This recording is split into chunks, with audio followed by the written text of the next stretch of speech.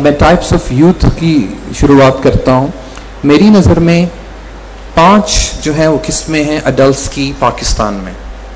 Adults की किस्में 5 हैं और देखिए फर्स्ट टाइप में क्या आता है।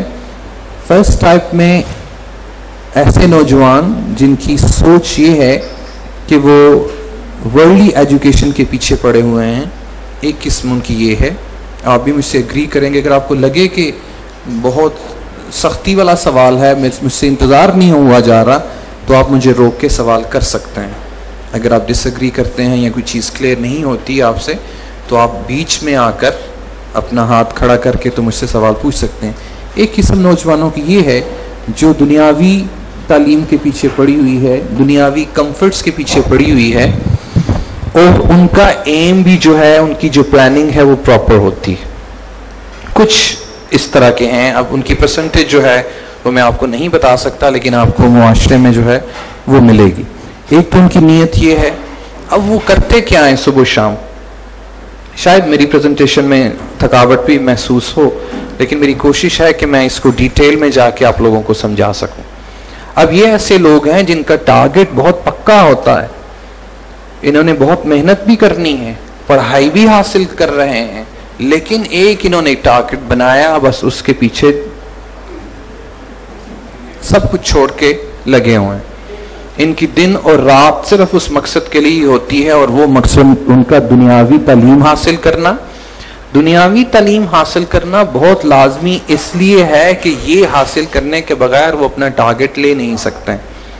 सुबह शाम उनकी यही फिक्र रहती है कि मैंने कॉलेज जाना है, कॉलेज आना है।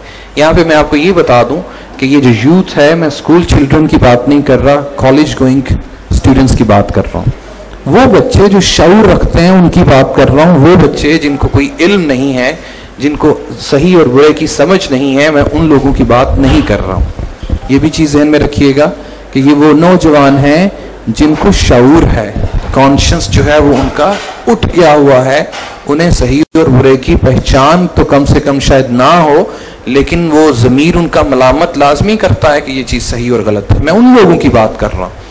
अब ये इसी सोसाइटी में पले बड़े हैं और इन्होंने अपना फोकस बनाया है कि हमने एजुकेशन हासिल करनी है और हमने वो वाला टारगेट लेना है, और दिन रात उसी में लगे रहते हैं।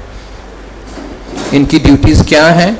ज़्यादातर इनका वक्त जो है वो कॉलेजेस में गुजरता है, उसके बाद इनका वक्त जो है वो ट्यूशन एकेडमीज़ में गुजरता है, और जो बचा कुचा जो वक्त रह जाता है वो उनका वक्त जो है वो इंटरनेट पे गुजरता है।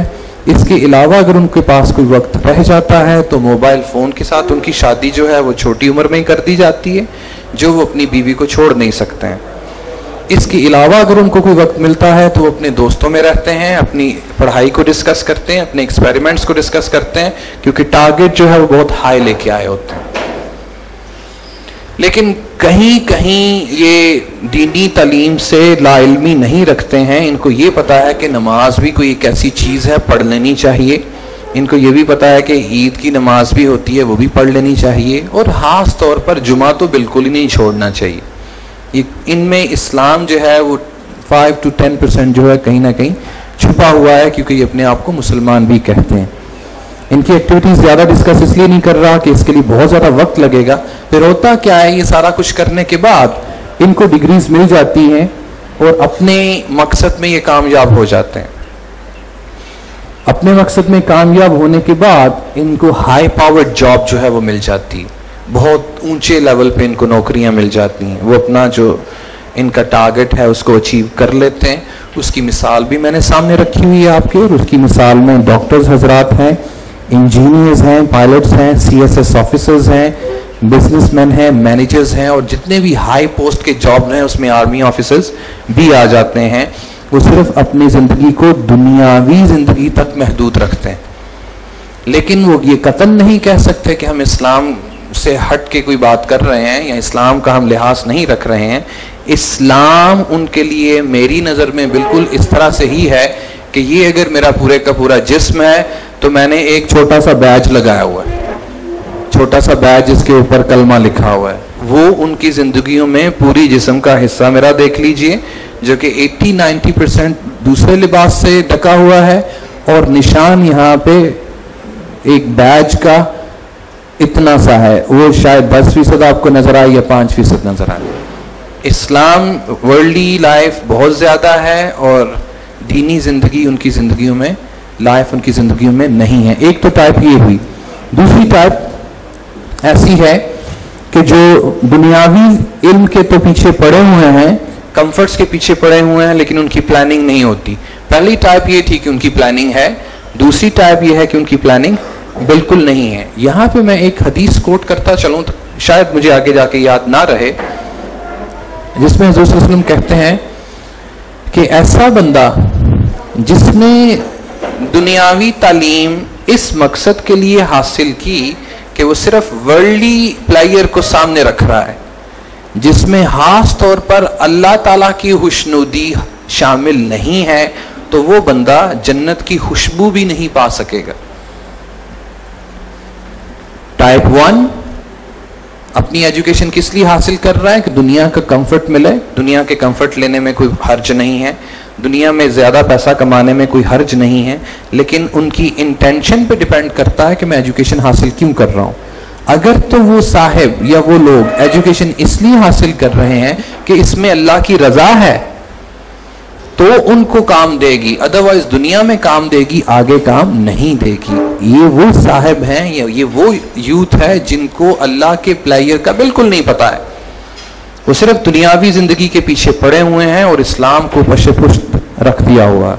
तो हदीस को सामने रखते हुए अगर आप भी के पास भी इस तरह की कोई नीयत है जिसमें आपने अल्लाह ताला के प्लेयर को सामने नहीं रखा है, अल्लाह ताला की खुशनुदी को सामने नहीं रखा है, तो आपकी ये दुनियावी जिंदगी भी किसी काम नहीं आएगी। इस दुनिया में बहुत ज्यादा पैसे तो कमा लेंगे, लेकिन आखिरत में जन्नत की खुशबू से भी महरूम रहेंगे, क्योंकि जन्नतियों को जन्नत जो है वो काफी दूर पहले से ही उसकी खुशबू आना शुरू हो जाएगी।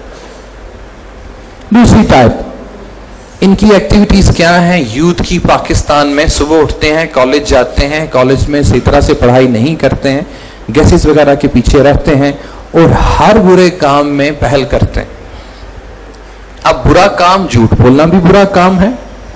इनकी एक्टिविटीज इस तरह की है कि ये मुकम्मल तौर पर पढ़ाई में तो मसरूफ है, लेकिन टारगेट कोई नहीं है। ट्यूशंस वगैरह पढ़ ली है और जो वक्त मिला है मोबाइल के साथ खेल लिया है, जो वक्त मिला है इंटरनेट पे चले गए हैं, और जो वक्त मिला है जो मोबाइल पैकेजेस शुरू हुए हैं वो बहन और भाई का राब्ता शादी से पहले ही शुरू रहता है, और वो सारा दिन इसी कामों में मसरूफ रहते हैं। और वालिदैन इस चीज पर बहुत ज्यादा फख्र करते हैं कि मेरी बेटी के पास भी मोबाइल है, मेरे बेटे के पास भी मोबाइल है, हमारे पास, इसके पास भी इंटरनेट है, बेटियों के पास भी इंटरनेट है। पढ़ाई कर रहे हैं, रिसर्च कर रहे हैं, रिसर्च ये कर रहे हैं कि शादी किधर करनी है, रिसर्च ये कर रहे हैं कि हनीमून किधर बनाना जाए, और ये सिलेबस का हिस्सा नहीं है। इसके अलावा आप अपनी यूथ को इधर उधर घूमते फिरते हुए भी देखेंगे, आप अपने यूथ को गलियों बाजारों में भी बैठे हुए देखेंगे, गप्पे मारते हुए देखेंगे, लेकिन कोई भी पॉजिटिव इंटेंशन जो है ना तो अपनी फैमिली मेंबर्स के लिए उनके पास है, ना सोच उनकी अपनी जिंदगियों के बदलने के बारे में है, ना सोच उनकी अपने टाउन के बारे में है, ना सोच उनकी अपने सूबे के बारे में, किसी किस्म की कोई सोच नहीं। उनको हवा किया हुआ है फॉरेन मीडिया ने, उनको मसरूफ किया हुआ है टेक्नोलॉजी ने, जिसमें इतनी बुरी तरह से वो गिरे हुए हैं कि शायद उनको अब बाहर निकालना बहुत मुश्किल हो जाए, उनका अपने लिए भी मुश्किल हो जाए और उनके वालिदैन को भी। और वालिदैन भी अगर निकालने की कोशिश करते हैं तो वो इस कोशिश में कामयाब नहीं होते हैं। इनकी एक्टिविटीज अगर मैं एक एक करके डिस्कस करना शुरू कर दूं तो उसके लिए घंटे दरकार है, और इसको आप बहुत खूबसूरती से जानते हैं, डिटेल में जानते हैं कि ये क्या करते हैं। अब इसका कॉन्सिक्वेंस क्या होता है कि उनको डिग्रीज तो मिल जाती हैं लेकिन नौकरियां नहीं मिलती। पहले वालों का था उनको डिग्रीज मिल जाती हैं और उनको हाई पावर जॉब मिलती है क्योंकि इंटेंशंस उनकी हाई होती हैं। इन्होंने ना तो कोई प्लानिंग की है, लेकिन पास हो जाते हैं, FA BA वगैरह कर लेते हैं, लेकिन रहते अनएम्प्लॉयड हैं। फिर क्या होता है, बाद में उनको लो पे जॉब करना पड़ती है, ऐसी नौकरियां करना पड़ती हैं जो कि उनकी एजुकेशन के साथ मैच नहीं करती हैं। फिर गवर्नमेंट को गालियां देते हैं, फिर इस मुआशरे को गालियां देते हैं कि यहाँ पे नौकरियां नहीं, अपने आप को कभी भी नहीं कोसेंगे। ये दूसरी किस्म के नौजवान हैं पाकिस्तान में। तीसरी किस्म के नौजवान, इनकी एग्जाम्पल्स टीचर्स भी हैं कि सारी की सारी हमने अप्लाई किया है, कहीं पे कोई जॉब नहीं मिली तो टीचर बन गए हैं, फिर सेल्समैन बन गए हैं, या कोई सुपरवाइजर बन गए हैं, या फिर कहीं मजदूर बन गए। फिर बाद में कहते हैं बीए वाला है तो इसने गोलगप्पे लगाया हुआ है, इसने बीए किया हुआ है तो इसने ये किया हुआ, ये इसने एमबीए किया हुआ है, 4,500-5,000 हजार रुपए कमा रहा है। तो मैं यहाँ पे कहूंगा कि उसको वाकई रेडी लगाना चाहिए, क्योंकि ये है ही इसी काबिल, इसका बीए है ही इसी काबिल के इसको किसी फर्म में जो है वो मजदूर का काम करना चाहिए। क्योंकि ना तो इसने कोई प्लानिंग की, ना इसकी अक्ल समझ में कोई बात आई कि मेरी पढ़ाई के बाद कोई मेरा खरीदार भी है कि नहीं है, और जिनका कोई खरीदार नहीं होता और वो चीज जो है वो जिसको पंजाबी में कहते हैं कोडियां दे भाव विक दी। कभी देखा है किसी चीज को चीप रेट पे जाके बिकते हुए? जब फ्रूट सारे दिन जो है वो नहीं बिकता तो दूसरे तीसरे दिन जो है वो वैसे ही देना शुरू कर देते हैं।